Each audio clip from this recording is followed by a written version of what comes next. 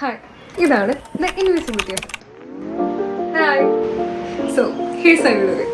നമുക്ക് ഒബ്ജക്റ്റ് ഉള്ളൊരു പിക്ക് വേണം, ദെൻ ഒരു ക്ലീൻ പ്ലേറ്റ് വേണം. ഇനി എഡിറ്റ് ചെയ്യാം. Import the video, then clean plate അടിയിൽ വയ്ക്കുക, പൊക്കത്ത് ഒബ്ജക്റ്റ് ഉള്ളത് വയ്ക്കുക. ഒബ്ജക്റ്റ് ഉള്ള ലെയർ സെലക്ട് ചെയ്തിട്ട് റോട്ടോ എടുക്കുക, മാസ്ക് ചെയ്യുക. ദെൻ അത് കഴിഞ്ഞിട്ട് ഫ്രീസ് ചെയ്യുക. Then rename the layer to roto. Then അത് duplicate എടുക്കുക. Then rename to displacement. Then അത് pre-comb ചെയ്യുക. Then add an adjustment layer. Then go to effect, displacement map. Then displacement map layer എന്നുള്ളതിനകത്ത് displacement എന്നുള്ള pre-comb select ചെയ്യുക. Then displacement pre-combും റോട്ടോയും visibility of ചെയ്ത് വയ്ക്കാം.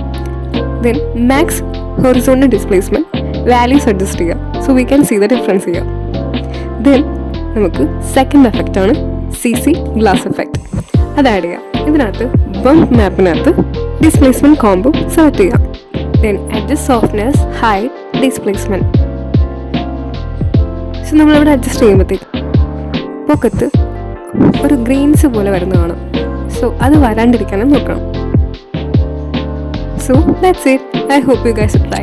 Bye bye.